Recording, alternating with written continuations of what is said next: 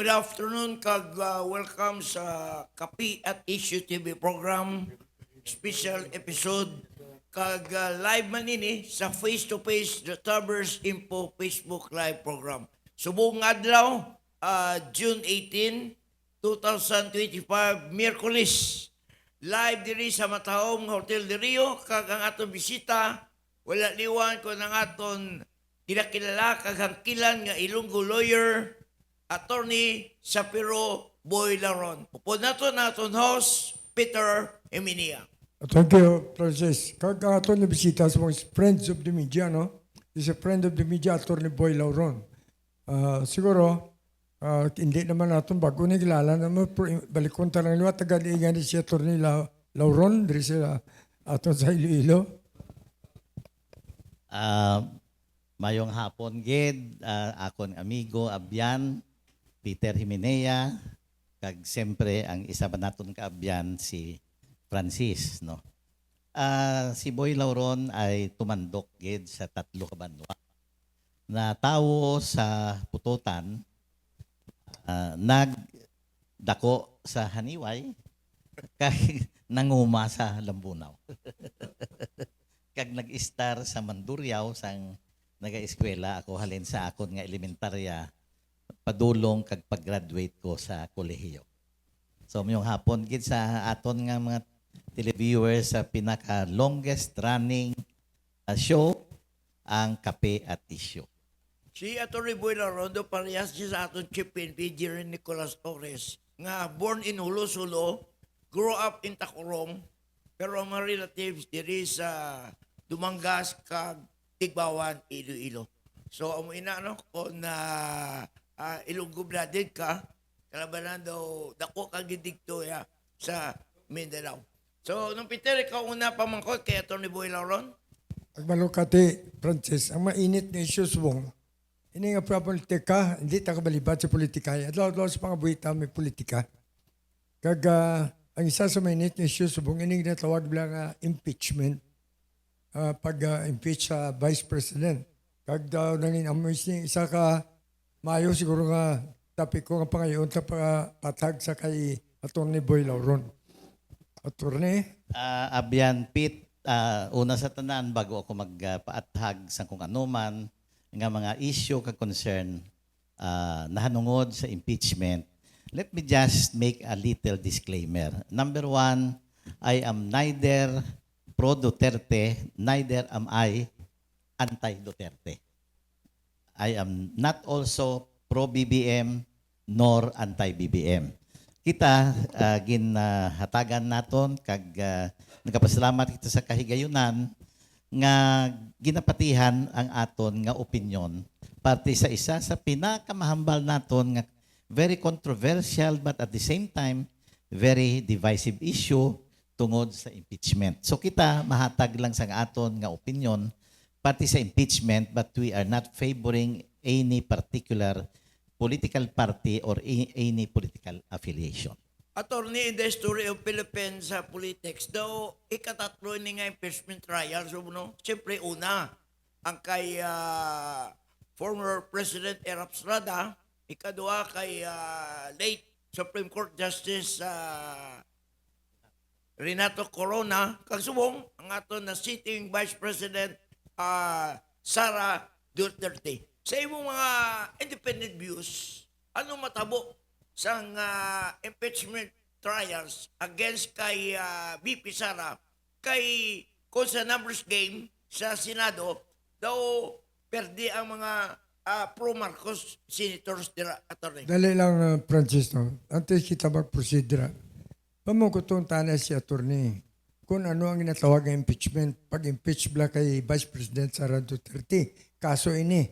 Ano yung kaso ini kriminal? Kaso ini political, civil? Ano sa imo, attorney? Ang impeachment proceeding ay isa ka proceeding kag isa ka paagi kung paano matagaan sang kahigayunan ang taong bayan nga para either maging accountable ang aton nga mga matagas nga public official. Okay. Remember nga sa impeachment ay selected lang, very selective few at pwede ma-impeach. And we are talking only of the President, the Vice President, the members of the Constitutional Commissions, nga mo ng Civil Service Commission, Commission on Election, kag ang Commission on Audit.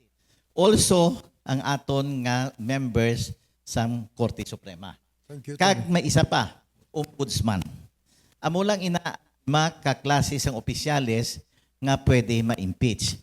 They are very high officials such that nga kung sa ordinaryo lang nga criminal proceeding mo sila i-file ang kaso, malamang ma-influensyahan nila ang aton mga huwes, ang aton nga mga judges. For example, proto sa kaso ni former Chief Justice Corona, the late Justice Renato Corona, alang-alang mo nga i-filean lang na sa criminal or civil or administrative, ang magatry, no? Ang magatry sang iyang nga kaso, mga under sa iya. So that is why ang impeachment, very special proceeding, ang natawag nila sini sui generis, no? Sui generis, which is spelled as SUI-GENERIS, meaning to say one of its kind. It's neither a political proceeding nor is it a criminal proceeding, and least it is not also a civil proceeding. Hindi rin siya administrative. Sui generis, one of its kind. They are there, no, to ensure that the highest officers of the land can be accountable to the people. So isa ini ka instrumento sang aton nga mga kasimanwa para ang ila nga mga matag-as nga opisyalis can still be accountable. Ano ito pa mangkot mo na? Ako pamangkot attorney, so wala ba na naka-GDs ng impeachment trial? Anong system sini? Siyempre, the impeachment will compose of Senate and House. Dira magaling sa House ang impeachment, pakato sa Senate, pagabuto-butuhan, pagkatapos kung ma-impeach, mapalit ni attorney. Pwede mo ma-explain ang system sini sing impeachment trial? Siguro una, abyan Pete, abyan Frantic, intindihon naton nga ang impeachment proceedings can be found under Article 11 of the 1987 Constitution. Ang legislative function sang aton Kongreso, composed of the House of Representatives and the Senate, can be found in Article 6 of our 1987 Constitution.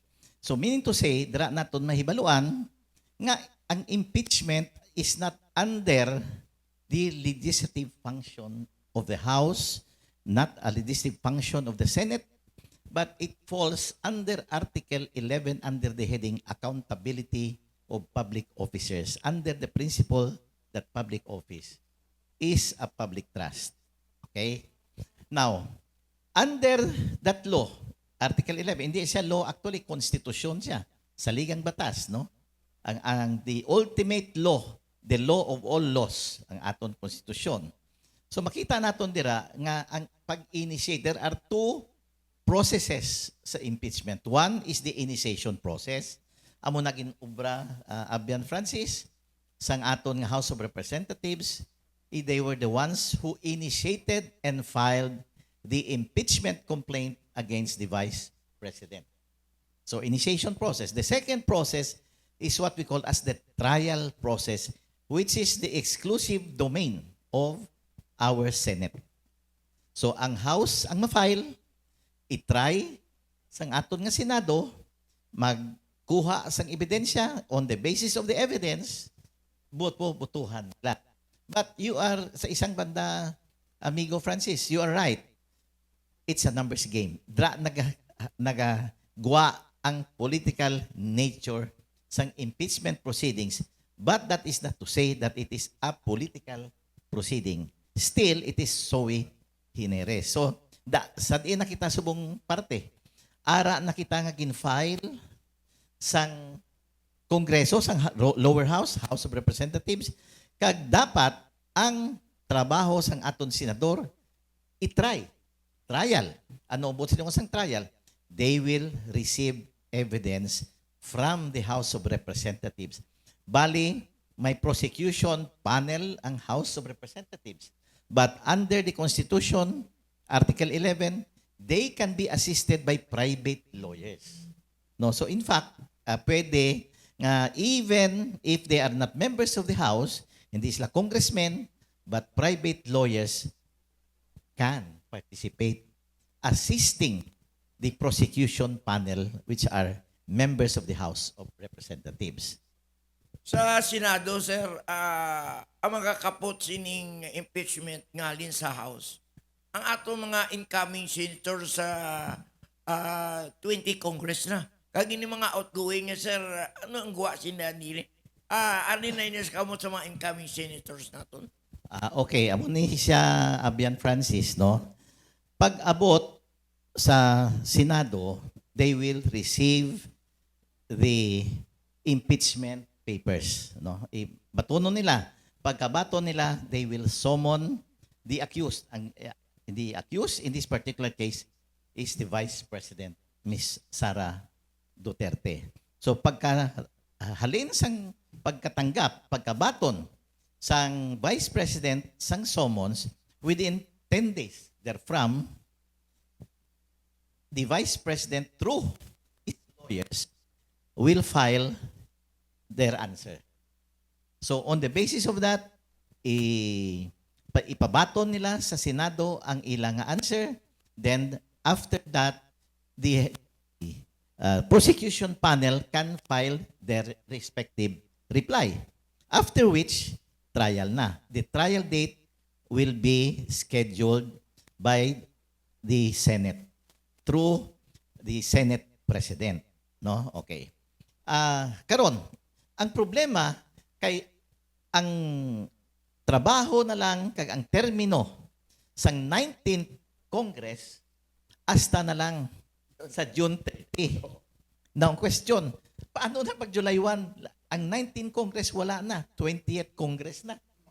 So, okay, there are two schools of thought. One school of thought is that wala na. Since their office is terminated, their tenure, their term of office has expired, so wala na. So, kailangan i-refile mo. That's the first school of thought. The other school of thought is, since it is not under the legislative action of Congress, ang impeachment ay under sa accountability of public officers, wala asing termino. Diretso.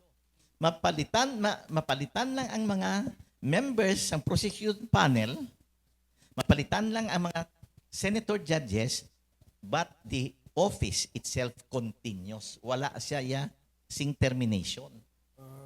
So the impeachment ang nag-untat malang termino ang individual members of the House, ang individual members of the Senate, but the institution itself, the Senate itself continues, does not terminate insofar as impeachment proceeding is concerned. So wala, pwede gyapon tuloy-tuloy na, hindi na kinanglan nga islanay. No, maislan ang mga naga-sitting senators, senator judges will be replaced by the incoming members of the Senate in the 20th Congress. At the same sa Senate President, sir, kasi sitting Senate President Francis Escudero, though ilislaman ini siya bilang Senate President sa 30 Congress, kag kung may bago naman ang mababalos, example si Tito Soto, ano naman ang guwa sa impeachment trial yan, sir? Okay. If you notice, ikaw kaina sa umpisa sa aton nga sa inyong programa, naghambal ka nga this is the third time that impeachment trial were scheduled, no? This is the third. The first one was during the time of President Joseph Estrada. The second one was during the time of the late Chief Justice Corona, and the third one is the impeachment of the Vice President. Now, i-recall mo, amigo Francis, Abian Pit, i-recall nyo, during the trial, impeachment trial of President Erap, duha ang chairman, ang presiding officer sang impeachment court. One is Senate President Nene Pimentel, tatay ni Coco Pimentel, and Chief Justice Hilary De. Nga duha. Because pag ang gina-impeach, if the impeached official is a sitting president, it is no less than the Chief Justice who should preside together with the Senate President. So that's why ara si Chief Justice David. The only difference is that while Senate President Nene Pimentel is a voting senator judge, ang Chief Justice, he will just help in presiding the impeachment proceedings. Pero dire, kay Vice President lang, isa lang ang presiding senator judge, and that is Senate President Escudero. Karon, kung magtumawid, no, sa 20th Congress, ang magpipreside over the impeachment trial probably will be the next elected Senate President. Kung si Senate President Escudero gyapon, di siya gyapon na mag-preside. If, let us say, Tito Soto or somebody else will be elected in replacement for Senator Escudero, siya ang maging presiding senator judge. So, amo na ang procedure. Peter, thank you, good sir. Sa primero kapag file sa impeachment sa Senado, nabutang dito sa ginbasihan sa Constitution nga forthwith i-attend nila ang kaso kung immediately sa Tagalog po agad. Di wala masunod kay may ginimo ambot kung idean.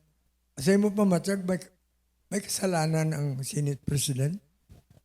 With all due respect, kabalo ka, amigo Pete, in 2010, I ran for congressman in the 3rd District of Iloilo. I was supposed to run under the banner of Senator Escudero. Kay siya tani ang maging standard bearer sang Nationalist People's Coalition. And I was very excited because I believe in him. No, believe ako sa iya. Very young, very brilliant, and he's a very good statesman. However, for one reason or the other, shortly for filing the certificate of candidacy for president in 2010, nag-withdraw. He withdraw. He said, I'm no longer in the running. I just want to concentrate on my duties as Senator of the Republic of the Philippines. So, naghinayang kita ko Migo Pit, no? Kay believe ako katama kay Francis. So, but despite my faith and confidence in him, this time I think I beg to digress, I beg to disagree with him, nga it is up kuno ang interpretasyon sang forthwith depende ina sa collective decision sang Senado. I think forthwith in Tagalog agad-agad, sa Bisaya, sa Ilonggo, gilayon. Wala sing gilayon siguro nga 4 months. Wala sing gilayon nga 3 months. Paghambal nga forthwith, siguro gamay lang nga inadlaw. No? Gamay lang nga inadlaw ang ginaisip. So I beg to disagree with the thinking and the interpretation of our good Senate President nga hindi man na ang forthwith depende kuno ina sa collective decision sang Senado.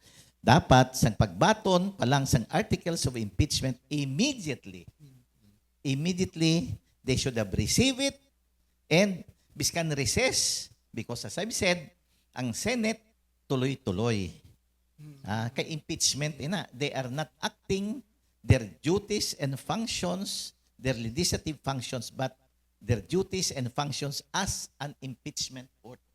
Henceforth, dapat forthwith, they should have immediately proceeded. And anong sunod nga step dapat sina? Dito pa lang ginsomons na nila ang akusado who happened to be our incumbent Vice President. So, buti yun sa unang believe kasi at isbong Believe man ko gyapon, except that I do not agree with his interpretation. I'm sorry to say that. sa bagay. Tama mga taga-Germany, nagatalan Rosidin Stratman, no? Taga-Brutak pa ni siya, pro. Pro siguro, taga, parang nalawag po nag-iban, taga-anta na sang acknowledgement na ka lang, tao si Musbong na record. Shout out taga J. Himinea, o kamag-anak ko na Tommy Gumban. Also, Sonny Carataw. Pinapanasikalan tao mo. Number scheme na ko ng ang impeachment. Gusto mo malma. Also, to Rod Antiporda. Our colleague sa media, Flo Herbias. Kay Ray Isto. Rico Legarde. JC Grandiza.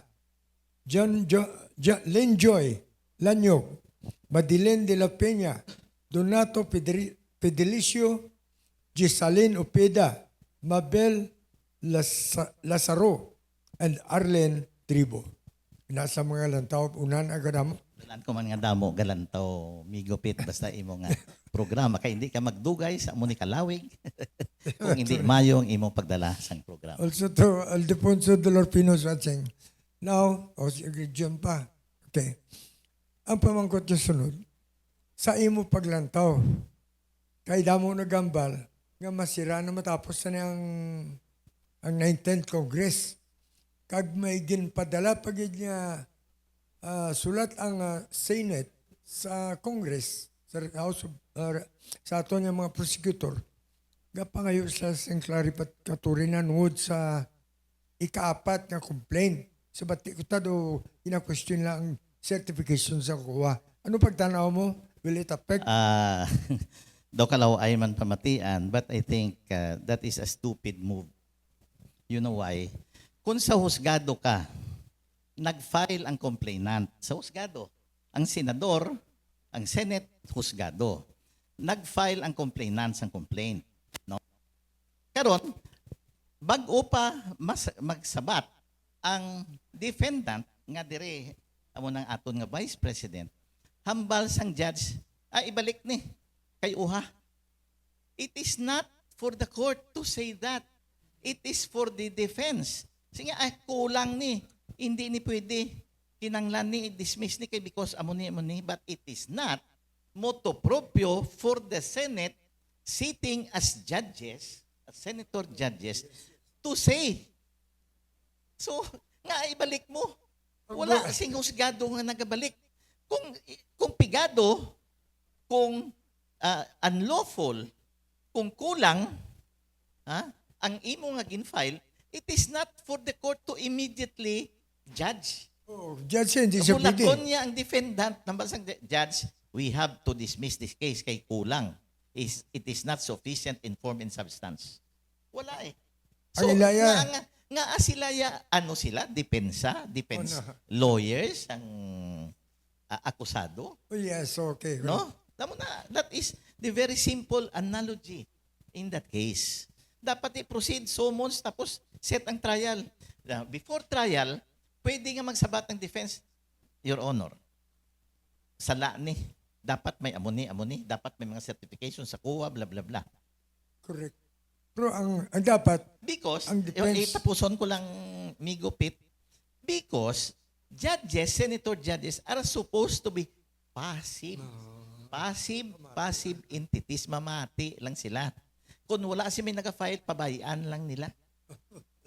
Karon, kung may kulang, pero wala man nag-object ang defense, tuloy ang trial. yes. Amo na yan. Hindi nga sila yan ang abogado sa... Hindi nga sila. Yeah. Okay. Ako damo abogado ko lang Torni Galvez siya. Well, sa natabo karon ang hambal nila na ito the case ng impeachment na mapadayon sa 20th Congress. 19 pa man lang kita subong. Ano pagtanaw mo na sa ilagan ng bal will it be all right sa both sides, sa defense kag sa prosecution? Ako, ang paglantaw ko Abian Pete, Abian Francis, impeachment proceedings will proceed. It will proceed. Kay kung ano man mga excuses sa kinahambal sa aton nga senator judges, eventually, they will cave in to the sheer weight of the clear interpretation of the law. The function of the House is to file, to initiate and to file impeachment proceedings through the articles of impeachment. And the only function of the Senate is to try and receive evidence. Now, of course, nagapamangkot si Migo Francis, singati, numbers game. Subong pa lang nabalanta, may 18-5, daw 18 na ang kinahanglan lang, 8, I think. No? Sang kontra, parang hindi maka 2/3 vote. Pero no. Once impeachment proceedings commence, then trial proceeds, evidences are received. Ang iban nga mga senator judges may have a different opinion base magduwa-duwa sila kung maboto sila for the dismissal or for the acquittal. Kay kung klaro-klaro tapos dito kayo nagboto sa pihak, base the bar of public opinion in the next election will be against you. Klaro naging patay ni ACB. Sing mo nagpabulag-bulagan kasi muwaya. Natumba lang siya. Kita nga gintiro. Ay hindi natumba, siguro ginatake sa puso. So, of course, the people are not stupid. Siguro So, kita tada. Kasi pa lang nga, kung mag-proceed ang trial, we don't know kung paano i-present and we don't know also kung ano kabaskog ang ebidensya sa prosecution. Yes. But trial has to proceed. Ang aton lang bilang pumuluyo as civic-minded citizens of this country, we don't care if it's an acquittal or it's conviction, but we would like to see that trial proceeds. Amo lang ng aton. Okay. Francis, may pamangkot ka? Attorney, just like previous impeachment against Erap Estrada, nga sa numbers game dito, nga mga senador, daog na si Erap. So, ginapunggal nila dito nga mag-appear bilang state witness si Marisa de Ocampo nga abrihan ng envelope to. Kung samtang na-presentong evidence against Erap, ang mga senador dito, attorney, nag-change of mind nga nagpabor man nga buksan dito ang envelope. Dito nagsugod nga ang bar of public opinion daw pabor nga i-impeach si Sara. Bakit matabo man ini attorney kay BP Sara Duterte? Amo ni Migo Francis, sa panahon ni Erap, there was no decision. There was no judgment. Ang judgment, duha lang mo, acquittal, conviction. Dito sa panahon ni Erap, ang ginbutuhan pa lang to incidental motion, whether to open the envelope or not. I still recall, very vivid, very clear in my mind, nga nagbutuhay. Pila ang nagaboto to open the envelope. Pila ang nagaboto nga hindi pag-i-open ng envelope. Ang naghambal nga dapat i-open, kung anong sulod sa envelope, nga dapat i-open, 10. Okay, hambal ni Davide as the presiding judge. Pila ang nagaboto nga hindi pag ibuksan ang envelope? 11. So the votes, the yes not to open the vote has 11. They have it. So the envelope was not opened. Nangakig ang publiko, nagrally, nag-ed sa dos, nag-resign si Erap. He was never convicted. That's clear. Correct. He was never convicted in the impeachment trial. Okay. He resigned voluntarily kay hindi na maagwantahan ang bar of public opinion kay nagarali sa Mindiola, sa Malacanang. So nag-resign na lang siya. Andun no, torneo ko matuod din no? So kung matabo ni Dali ba, Francis, dali lang. Gambal po. Ang pagsiling mo nag-resign si Erap, wala man tayo ng impeachment. Wala man dayon. Okay. Kung gin-desisyonan, kag na-impeach siya, lain naman yung istorya. We don't know Okay. what will happen. Pero We can only ang guess. punto ko diri papamangkot, kung mo nag-resign siya, why siya ma-impeach, wala ma-desisyonan, pwede pa sa gyapon kapatlagan for public office. Precisely. That's why he ran in 2010 Okay. and I ran for congressman under him.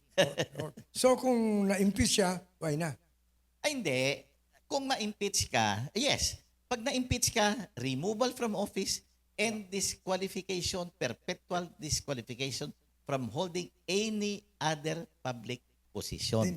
That's why si Erap, natingalang, basta na-impeach na siya nga nagpadlagan lewat presidente. No. Wala siya- He was never convicted. Yes.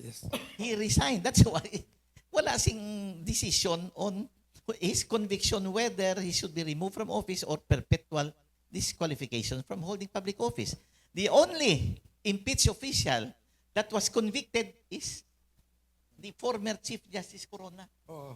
Siya lang. So, kay VP, why takabalo? Pero, ang sa ako niya, personal opinion, the impeachment trial should proceed. Lantawon, tagid kung may ebidensya. Kay for all we know, base nga abita, bomba, ginakap na sa prosecution, gali kay Quitis pa lang. No, we cannot tell. So, But gambol. 78 in the last survey of at least 3 credible survey companies, 78 to 80% wanted to have the impeachment trial proceed. It's okay. Now, nagambol man si Sara eh. Kung impeach siya, no, goodbye politics. Kung mag-swelto siya, na may purpose madagang taas. So, ang isang kapamangkot ko there are already may 3 na kasenador na raiya sa ga-appendage sa mga Duterte. Padilla, si Bungo, and Bato. Now, nagsulod ko ron si Marcolita, si Aimee, Camille. o kag si Villar. Oh.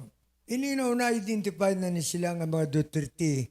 Will this still be allowed to vote sa impeachment as judge? Yes, there should be no, unlike sa regular trial, either civil court or criminal court, kung nagpakita ka na sing bias mo even before the trial has begun or even before trial has commenced, you can be excused. And you can be asked to inhibit or the other party may ask for your disqualification. Okay lang ina because there are hundreds and thousands of judges. Pag pahalin ini, ginpa-disqualify ini, saylo lang isa ka judge. Dire isa lang ang impeachment court. So whether or not they demonstrated their bias in favor of the Vice President, they cannot be asked to inhibit. Continue, tuloy ang ligaya.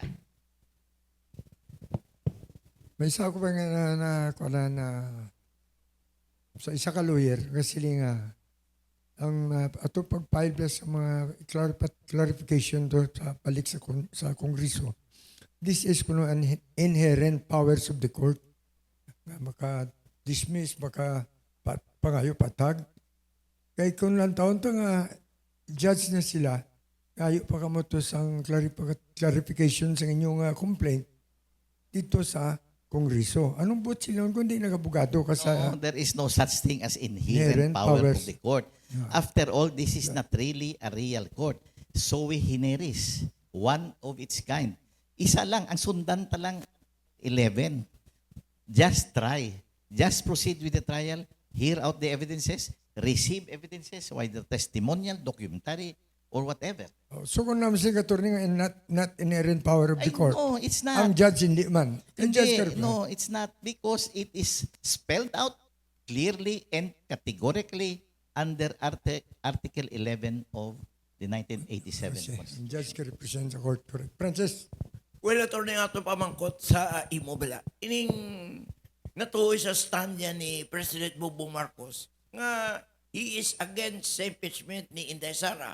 But, ang iya pa kay sa Speaker Waldes kag ang majority sa iya politika ay alay sa administration.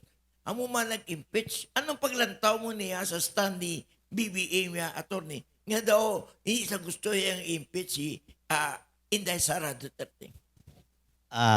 Well, my first answer is I really don't know kung anong motivation mo. I really don't know. So, I can probably make a guess. Guess, walang. Why man siguro sing sa pakot-pakot.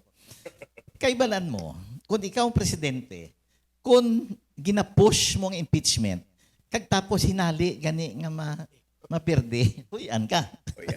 Simuay ko daya. Bahala sila daya. Biskan pa kaisa ko na si speaker, wala ko nalabang. Panginaw sa kamot. Di ba? Oh. Amo na ya ang akon niya nga pakot-pakot. Ang pakot-pakot ko pwede man na ya nga sala ang akon pakot. Amo man nato ni sa pinsar ko no. Kay kung mag publicly stand in favor of impeachment, basi maperde kaduan na ning backlog sa iya administration kay kaisa nga backlog ining results of senatorial nga ang iya mga senador nakalaperdi. Di basi kaduan ni mawian ng ato presidente. Ano paglataw niya attorney? Pero panamiton taman amigo Francis. Why takabalo basi gid man niya nga hindi iya gusto si BBM because impeachment is divisive. Because while it is so generis, it's really a political exercise. It is not a political proceeding, but it is a political exercise. So, ba ilan lang da, balanta na. Tigaling kay ang mga kaalyado ya, ginakulbaan man sila kay until now, the Vice President enjoys very high ratings. Ti kung ang iya lang nakita, nga kung hindi ni siya matumba sa impeachment, malamang sa 2028 siya ang leading contender for the presidency. Diba? Again, no? That is in the realm of pakot-pakot, in the realm of a guessing game. Wala kabalo. Kasi ang pabanggot to ni Francis, nga ginapungga ni BBM ang impeachment ni Sara. Daw gatag sa daw mayunod to Francis ha. Awala to Francis gatag Malaysia.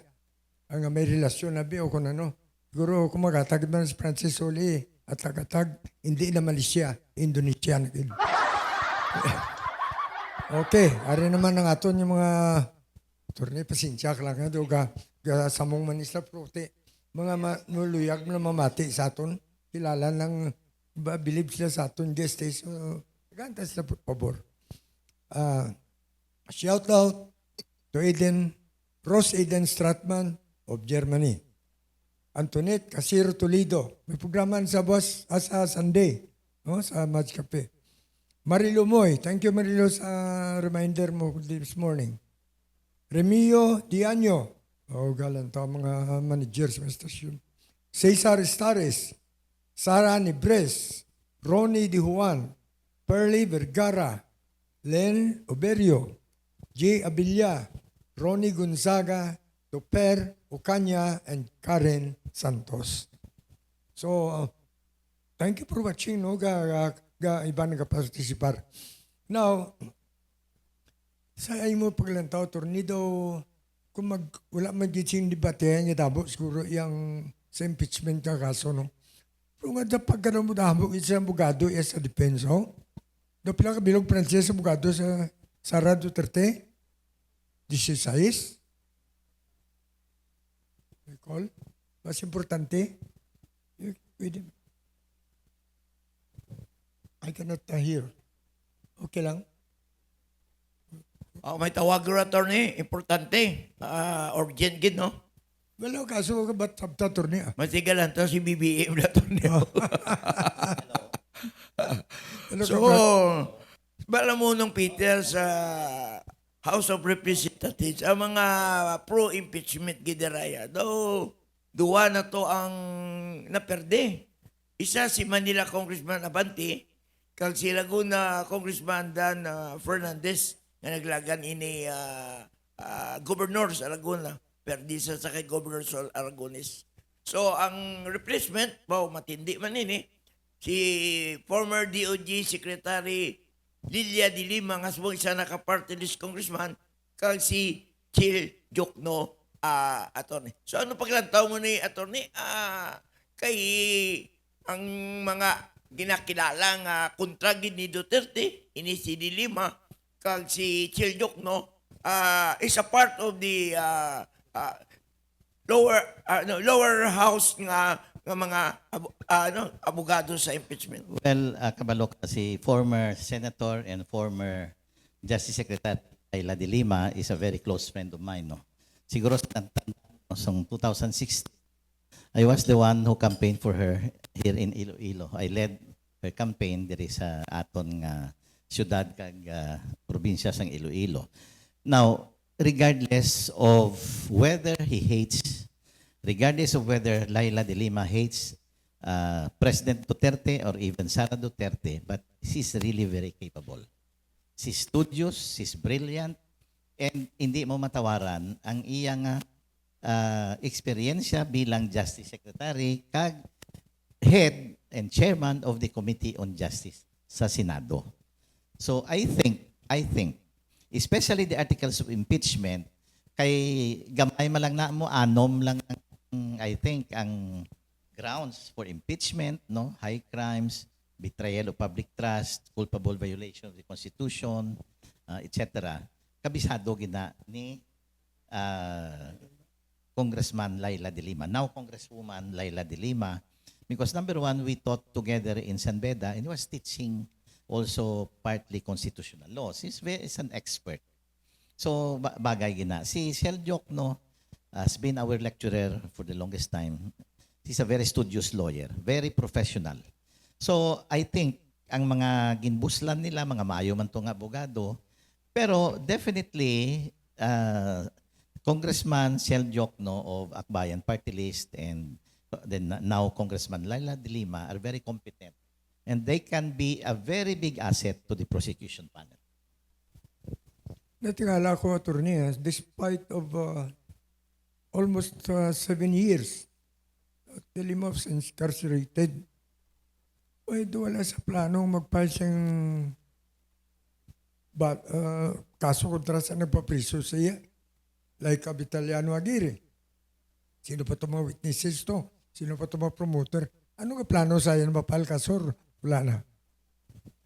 Well, at one time, I was able to talk to her. She would rather spend her remaining energy on affirmative and positive things rather than ask for vindication or vengeance or revenge, as you may call it.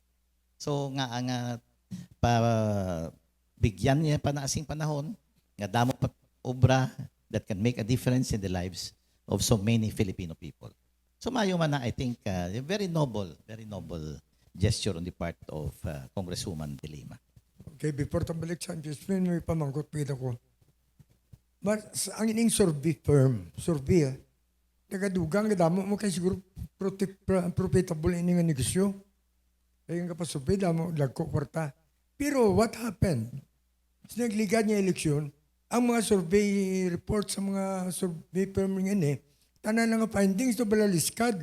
So what happened to their business? Sabi ang negosyo nas ni, do you think the people will still believe in them? Kaga mga politiko mabayad pa sa survey libat? Well, let's put it this way. Hambalonta na lang ang akon nga sabat sa imo migupit ay palagpat. Palagpat. Pero, statistics. Survey is based on the principle on statistical principles and perception. May mga premises ina. So, therefore, sang una, ang premise nila is dapat amo niyang percentage. Let's say if there are 2,000 respondents or 2,500 respondents, ang 500 sa amo niyang bracket, ini nga 500 sa women sector, ini nga 500 sa men sector, ini sa mga kabatanan, etc. Now, ang ilang nga premise, ang ilang mga assumptions before nga ginamit ay gamay lang nga sektor ang millennial kag ang Gen Z. Not knowing that right now, we are dominated by the millennials and by the Gen Z. Pero sa survey, gamay lang nga respondents ang naabay. Let us say, for example, Gen Z, 10%. Millennial, another 10%. So, 20% lang. Karon, ari din sa 80% nga mga ibang sektor. Women, men, etc. Mga may edad na from 40 to 65, something like that. So, that's why, nga sang nagwa ng survey, remember ang survey is a principle of representation. I'm sure, why man na ginhungod sang mga survey firms, no? I'm sure they will recalibrate their assumptions. Susubong siguro sa sunod, mga electoral surveys, mas madamo na nga respondents ang Gen Z kay ang millennials. Amo na ang ako nga nakitaan. They will recalibrate. But if you based sa allegation ni Bagong Pilipinas campaign manager nabutas Congressman Toby Chanco nga ang pagperdi sa mga senador sa administration is based on pagpriso kay Digong sa ICC. Amoy ako nag-backlash kag daw simpatiya ang majority of Filipino voters nga kontra sila sa ginimo sa administration sang ICC kay Digong. Ano ang comment mo? No, I don't think nga that is material, no. Nga tungod nga ining mga naperde, amo ni sila kontra kay President Duterte, so that's why nagban suli. I doubt that particular assumption. So probably pero ako daw why ako nagapati. Ang ako dapat yan nga 60% sa butante, Gen Z kag millennial. Kag siguro nakita nila, siguro turni kita man siguro kung ano epekto sa paglantaw sa mga butante sa kay Ruben Padilla, no? Pero binod, siguro na bago man ang pinsar nila. Amo lang na nakita, tanga daw makasiling itang nagbago ang lagan sa ang pamilitika. Naambot sila yung sinaturni, kung damo ang pamangkuton sa isang survey firm, damo ang diba, kung duta lang yung mga 500 lang pamangkot mo katao, less accurate ang imong report. Pag 1,000, medyo may taas-taas sa mapatiyan. O kung mag 2,005, daw mapatiyan, kitid mo gin-interview mo. Pero sa subong, bisa na mataas pa nilang na findings. Kaya diba sinigita nga more accuracy, sabi mas mataas nga patiyan, pero palpak yapon sa resulta sa eleksyon. Wala mo, Abyan, Pete, no? Sa una, ang mga millennials naton, daw wala nagasapak sa politika. Para sa ila, it's just another distraction sa ila nga ginaubra. O galing, came a time, and I think this is the time, nga teka, dali lang, let's stand to be counted. No? Kung kinanglan ta mag-aklas kita. So that's why, ang presumption naman, ang mga principles nga gina-adapt sa aton mga survey firms, gamay lang gid ang millennial. Kasi daw ay man sila nagpasilabot sa una. Kargulpi lang, nagpasilabot na sila. That's why there's a lot of political surprises result in this particular election in 2025. So I'm sure, bago mag-28, subong palang guro, nag-recalibrate ng mga survey firms para they will be attuned kung ano ang pulso ng tao. Kay biskan ako mismo, I would say we are keen observer of politics. Pero ako mismo nagsala man sang akon nga mga assumptions, and that is because nga there's a change of times, no? Change of times, change of attitude of persons, of a group, especially the millennials. Okay, so isa na ang impeachment na ini, attorney, kami mo sa imo na naipag opinion ka palantaw mo. Padayon yun. Madayon ini because I think there will be a lot of chaos and confusion if this will not happen. Kung ang impeachment, as I've said, again, I will repeat, no, I'm not pro, I'm not against Duterte. I'm neither pro or anti-impeachment. I am just a believer of the rule of law. And the highest rule of law is the Constitution. Simple lang ba sa Constitution? Pag may nag-file sa impeachment, ang House of Representatives, batunon sang Senado, then Senate will have to calendar for trial the prosecution of the articles of impeachment. That's simple. All the rest, wala na sing kaso. Amo lang na, tama ka, simple lang. As a matter of fact, I'm very surprised nga may kinanglan may debate. Very simple, basaha. Biskan ikaw, Migo Pit, Francis, basahon mo lang Article 11, you will understand. It does not take a very brilliant lawyer to understand. It's couched in very simple, clear language. Amo lang na. Tama ka, simple lang. Now, in the event, at pinapresyong mo pa lang in the event, magsulto si Vice President Sara Duterte, is she still liable sa ginatawag natin nga plunder case? That's another matter. Hindi na matawag ang sa bala mo, ang impeachment is confined only to removal of the sitting officers, highest officers of the land, no? Or its disqualification. Ang plunder yan, lain naman na yan. Yes, of course, pag hindi na siya Vice President, can be plunder cases can be filed against. Kaya ang impeachment, sa pag-intindi ko sa explanation mo, political. Pero magsingit ang plunder, do kriminal na, orta na. Is it criminal? Yes, that's criminal. Kaya in fact, ang plunder, ang nakabutang, if my criminal law knowledge is concerned, basta 50 million and above. That's plunder. So I'm sure, nakitaan ko ng articles of impeachment. One article there involves 612 million. The other one involves 125 million. So definitely it's plunder. Yes, oh. Di si Irap to, na presyo to, plunder man to.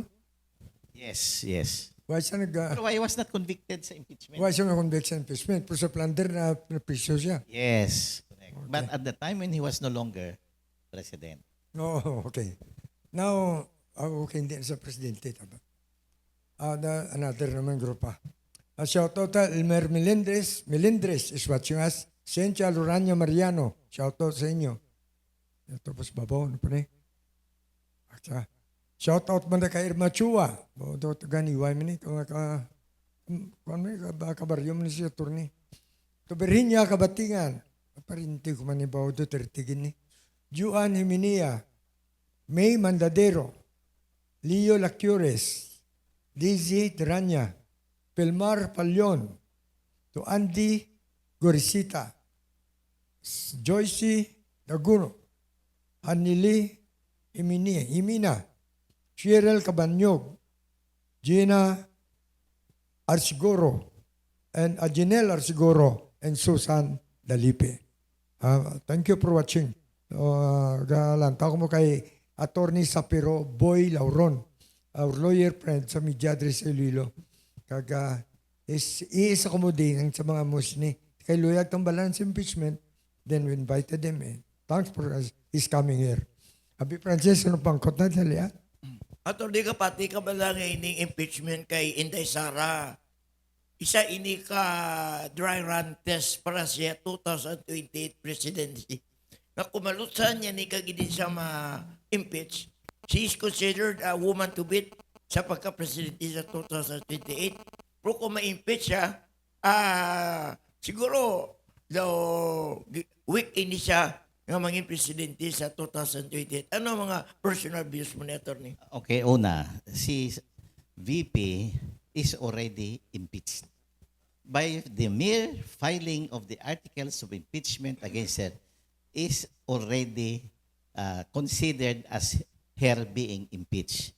Ang ginaistoryahan whether or not she will be acquitted or convicted. Impeached na siya, no? Actually. Now, kung ma-impeach siya, actually she is already impeached, ma-convict siya, there is wala na ginaistoryahan ng 2028 because he is removed from office and she is disqualified from holding any other public position. So wala na. There is no more 2028. Goodbye. Pati attorney, si Francis na may buot na gindo. Okay, Attorney, no? So pwede sa tagong nga impeach Vice President Sara Duterte. Subong? Yes. If you remember, in the United States of America,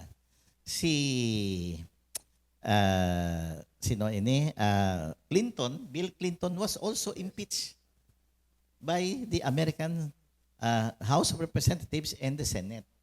Now, pero ang testimony yan, isa sa ginaistoryahan to, nga because he had sex with the intern Monica Lewinsky. No, so safe man kita nga ihambal na because it's all over. In fact, ara sa memoir ni Monica Lewinsky, na-impeach siya. Ang malain kay it did at the time when he was ordering to bomb Rwanda, one of the African country. Hamak mo nag-sex ka, ginasi mo, bumbaha. Pero sila nga, hindi na sex. Ano lang to, it's just an act. It's an immoral act, but it was not sex. So he was acquitted of that Yes. particular impeachment article. Kaya isa nga nakita ko dito sa kaso ni, hindi na ito yung problema sa kami ni Lewinsky. Kundi nga, ang ekonomi sa Amerika nag-improve. So, posible, That is one of the reasons acquitted siya. Now, may dugang pa, Francis. Wala naman kita pamangkot kay attorney party impeachment against Inday Sara Duterte. Okay, ako naman. Ang pamangkot na attorney, Si dugang pero mamangkot ano sa... bala ang rason gid kung ang pro-administration Senate candidates doon nakalaperde? Most especially sa Mindanao. Labi lagi sa farm areas na daw 12-0 to in favor of PDP laban. Ano bala? Law-law ang administration ni BBM sa paghatag serbisyo sa atong mga Pilipino. O kon sa isyu subong batok sa mga Duterte nga do ginpapriso nila si Tay Digong at et cetera. Okay. Kaya ginambal ko nga, duway ako nagapati nga ang impeachment ni VP has something to do with the loss, big political loss of the administration. But I believe nga ang pagpapriso kay former President Digong because of the ICC case may have something to do with it. Kabalo ang Pinoy, mahilig sa underdog. Tigulang na ini, nasa 80 years old na, frail, weak, and at the time, no, she was being arrested. Tama siya kakalmado. Why siya nagbato? As a matter of fact, ang mga lawyers siya,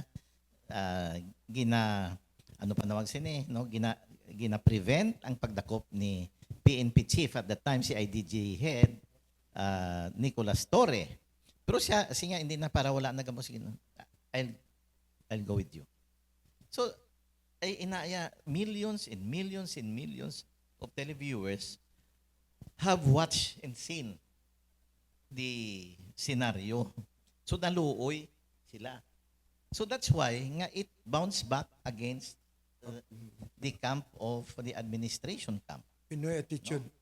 Pinoy attitude, hindi sila gusto sang underdog. Pero si BP daw hindi man underdog, kabaskog man sa iya.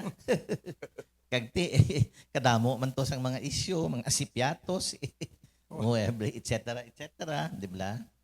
So I think it's more of the fact that nga ginpapriso gid nila ang presidente nga pwede man itry dire sa Philippines.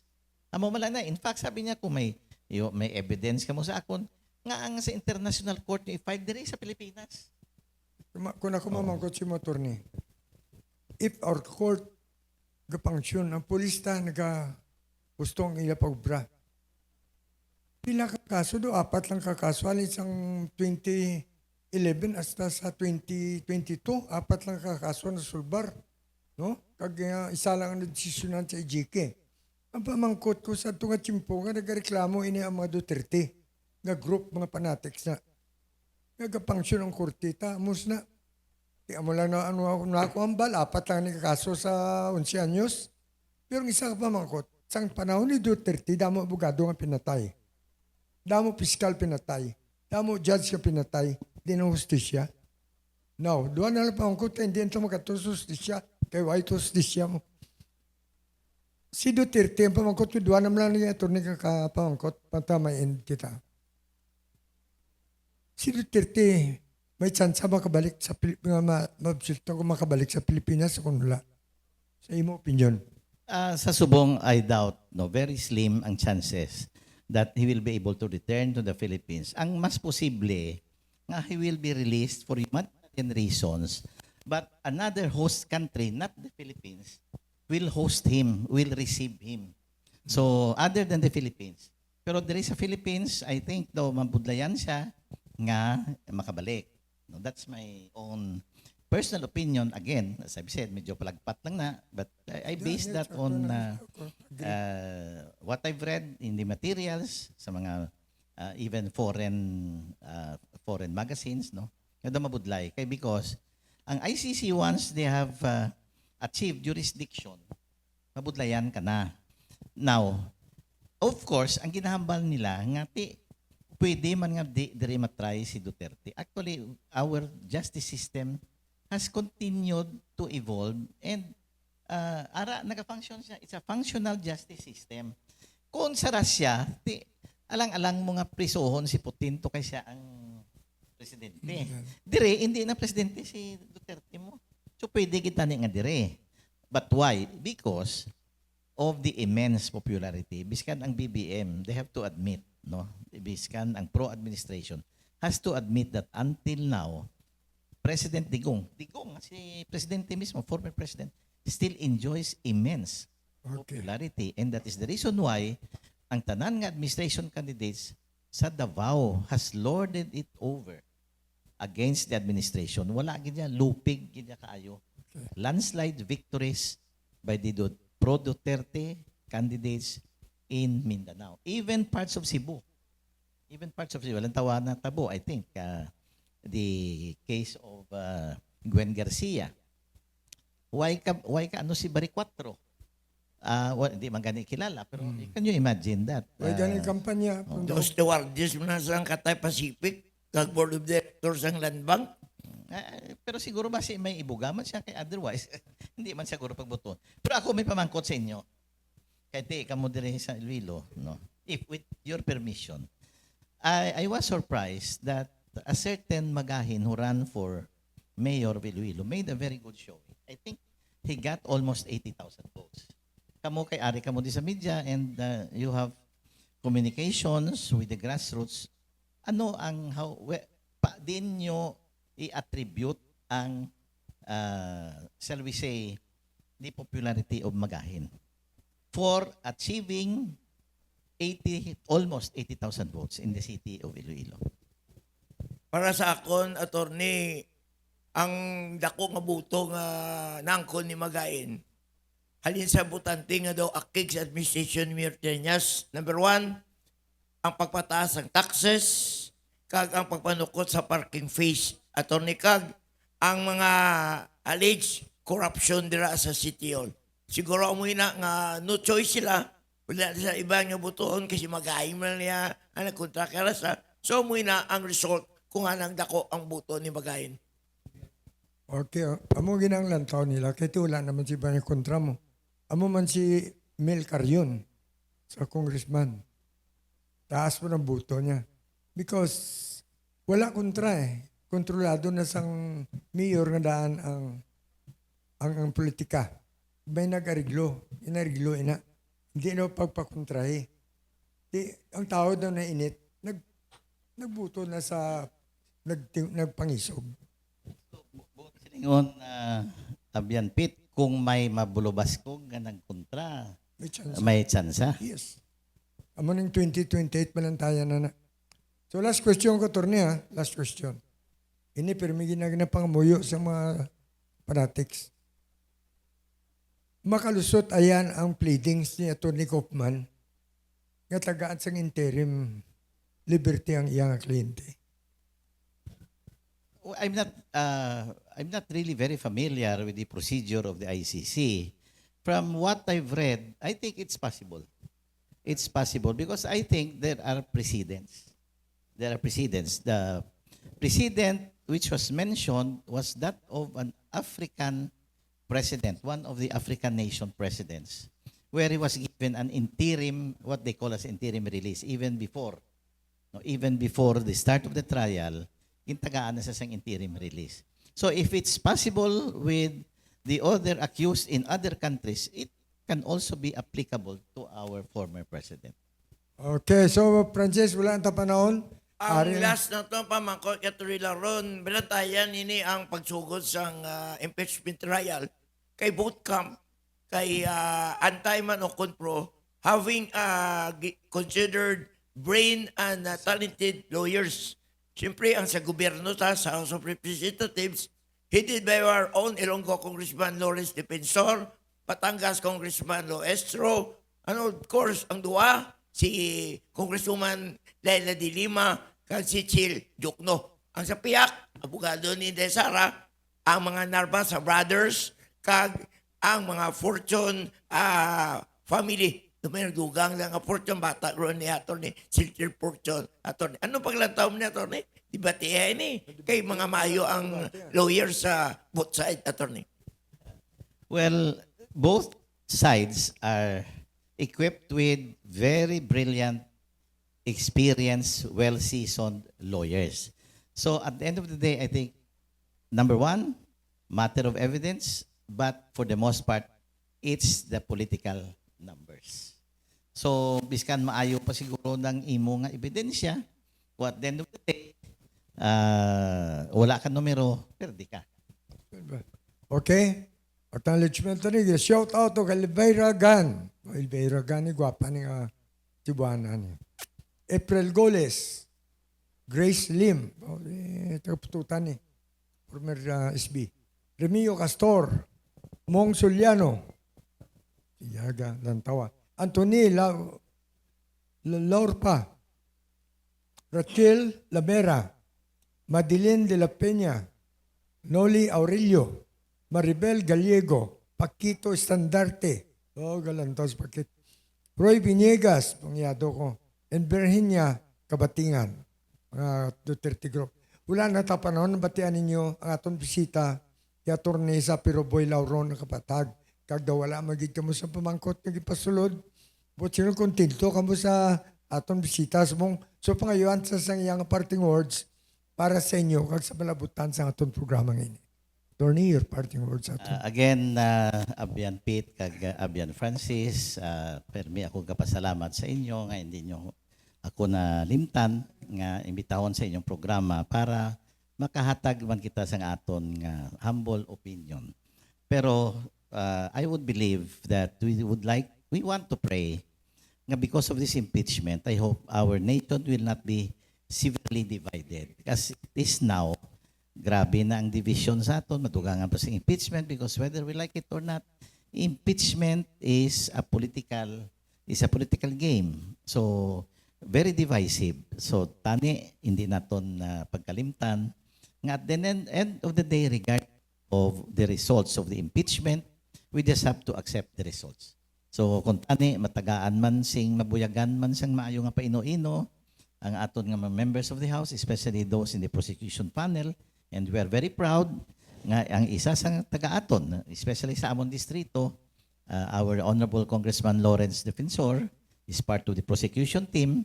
Kag especially our senator judges, matagaan man sang maayo, paino-ino, they will be enlightened so that they will be able to vote according to their conscience and also in accordance with the facts and evidence presented during the impeachment trial. Pero kung tani, madayon kitang impeachment. Kaya otherwise, grabe siguro ang backlash sa aton nga publiko. So again, nagapasalamat ako sa inyo, sa inyong nga mga staff who are so very, very efficient and accommodating. Kay Francis, thank you very much. Kalbatian ninyo aton ni bisita, aton ni Sapiro Boy Lauron. Bantog ni nga abiyan sa media, no? Dari si Lilo sa sandi lang. Kag very knowledgeable sa topic ko nga din take up naton subong. Francis, your may greetings ka pa ambog noon. Wala naman attorney. Kay attorney Sapiro Boy Lauron, salamat gid sa pagbisita dire. Attorney na investor pa. Thank you. Sa Desiree Minia is watching. So, attorney, nalipay kami nga nakakanto ka dire. Kag sa aton yung mga viewers, mga lantaw, no? Maraming salamat sa pagpudyo sa amon sa isa ka oras. Sana sobrang ng tagamay. Pero I'm happy that your loyalty sa atong programa Kapikagisyo. Sa Sabado kita liwat. So, kasakdag kami sa atong tagbalay diyang Bantong Hotel del Rio, atong syudad sa Iloilo, atong mayor, Bagnog Sulod, Reza, Triñas, sa atong vice mayor, Barunda Lablab, sa atong congresswoman, Jam, sa atong uswag Congressman Juang, sa atong kapulisan, gata si Kalinong Kagataway, kag sa akong co-host, si Francis, hindi na ko kinanglamang ita sa mga mayong mga intelligence, mayong marites. So, this is your host, Peter Menia. See you next week. Saturday. Thank you very much.